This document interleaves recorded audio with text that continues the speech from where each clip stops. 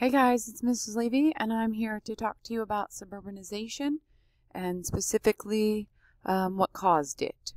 We're going to look at the changes in transportation, changes in the way houses were produced, changes in landscape preferences, and changes in social and demographic trends. All of these are what caused suburbanization. So again, what caused suburbanization? We saw changes in transportation, the changes in the way houses were produced, changes in landscape preferences, and changes in social and demographic trends. So let's talk about suburbanization when we talk about improvements in transportation. So this is very typical. If you look at the picture over here on the right, this is very typical of what we see is an aerial view of suburban neighborhoods. You notice that you have the houses and they're in what we call tracts. So tracts of housing, and then the roads are access roads to those particular tracts of housing and neighborhoods. You can see laid out on a very specific grid pattern. Well, what allowed this? First and foremost was better transportation. What do we mean by better transportation? We're talking about highways and transport corridors were built after, basically during World War II and after. They started to notice that the Germans, during World War II, they had a very extensive transportation network with the Autobahn. It was very easy for them to move their military vehicles and materials and people around.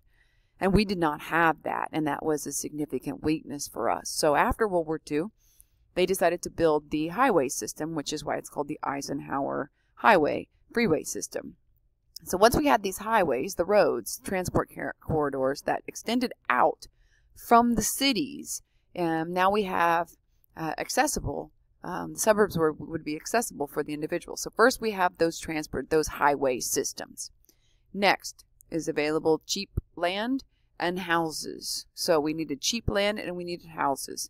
So once we had those transportation, those freeways open, then we had opened up large areas of cheap land for the development of low-cost housing by developers. So again, when things are cheaper, that means that they're more affordable, and more affordable means that it's accessible to more people.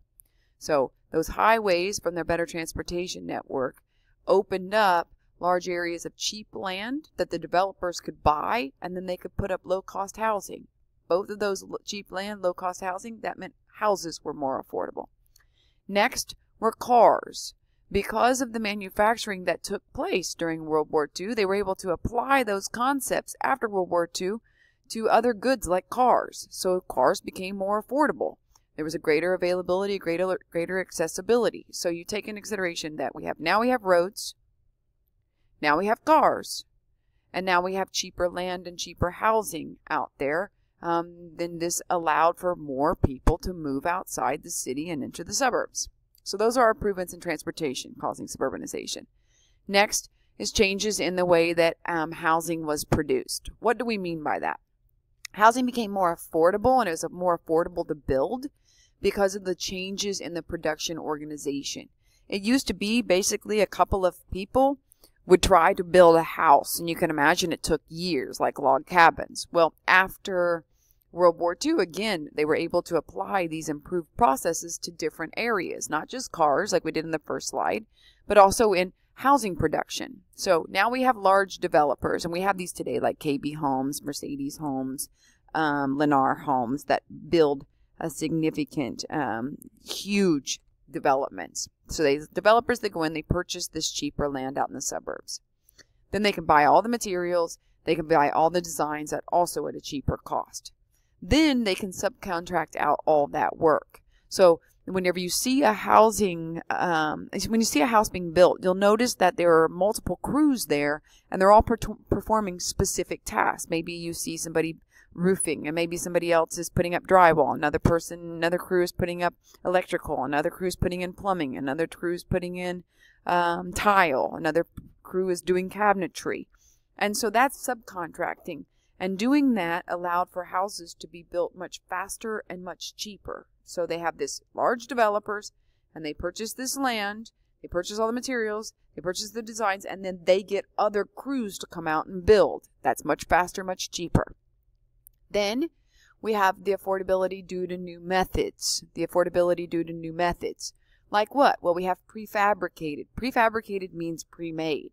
So now cabinetry, you can go to Home Depot and you can buy an entire set of kitchen cabinets. They come to your house ready to be installed, and they're pre-made. They're not custom made. They're pre-made. Sometimes even homes now, the entire walls, the flooring, everything is pre-made, and they bring it in and they just tilt it up. That's called tilt wall.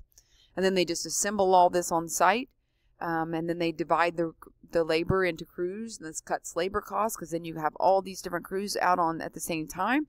It speeds up production. So we have this affordability that improved due to the new methods that they were using, like prefab, pre-made, and simple on site. Finally, there was the availability of financing. It was much easier to get loans now than there was ever before. And once people could get loans for housing, that means they didn't have to pay cash. It took a long time to save up enough money in order to pay cash for a house. Now they can get loans called a mortgage. And more people could have houses because they could get these loans. It was a much quicker system. The federal government, they would guarantee these loans that if somebody defaulted, then the government would pay for it. Next, we have changes in landscape preference. What do we mean by landscape preference? That means people's preference in what it looks like. So people began to have this anti-big city feeling. They didn't want to be in what they call the concrete jungle. They wanted to escape the built environment, the density, the pollution, the congestion, and they wanted to be out there where they believed the suburban, the rural, this idyllic lifestyle was complete opposite. In addition, people wanted larger home size. Remember, in the United States, the greatest display in wealth comes from the size of the home. The larger the size of the home, the greater the display of wealth. So first started out with this ranch style design. This was the expansionist mood at the time, and the ranches sort of took up more space. So they wanted larger homes, which they couldn't get closer to the cities. Also wanted single family homes, no multifamily units. They didn't want to live in buildings or tenements or like we talked about where you had multifamily units. They wanted their own single family home with their own yard. Also, as we discussed, suburbs were seen as, in pop culture, as the new American way, the new idyllic way of living with, you had the house in the suburb, with the yard and the white picket fence, and you had mom, dad, 2 kids, the dog, Cadillac in the driveway. This was seen in pop culture, shows like I Love Lucy and I Dream of Jeannie, and in the movies, you would see that this was portrayed as you had finally made it, as success. And finally, we saw that these changes came from social and demographic trends. Baby boomers, these are people who were born after World War II. Remember, the soldiers came home and their women were so happy to see them. They were heroes, and so this led to a baby boom. And so whenever we had more babies and more families, then you just had more demand for housing. Obviously, that makes sense. If you have more families, you need more houses. Where can you get more houses? Out in the suburbs. In addition, there was this change in what was defined as the nuclear family. No longer was it mom, dad, grandma, grandpa, aunt, uncle, kids, nieces, nephews, all trying to live in a multifamily unit or all together. Instead, you have this idea of the nuclear family where in the home it's just mom, dad, and kids. This was the new definition. So therefore, that created the need for just more housing because you have families, nuclear families living in a single home, which meant that the other members who had used to live in together, the extended family, they all needed their own home. Next, you have this change in the model family unit. Again, this replaced the extended family ideal. This is the change in the social construction of the family, very similar to our nuclear family here. And then finally, we have this idea of the image of the suburbs and of the times, 1950s, 1960s. And we have this image as the male as the primary breadwinner.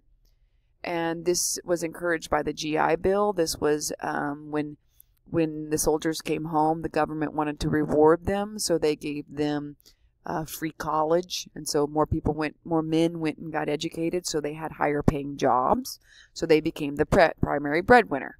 And the women were the homemakers, so dad went out,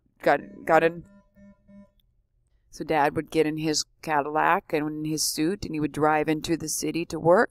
Mom would stay home. She would take care of the home and the children, and she would look good for when dad came home. So women lived out in the suburbs, and this was this ideal of the cult of domesticity, that's where women lived. And so we had this ideal that the suburb equals success. So those are the reasons why suburbanization, why it occurred, especially in the 1950s, 1960s, post-World War II.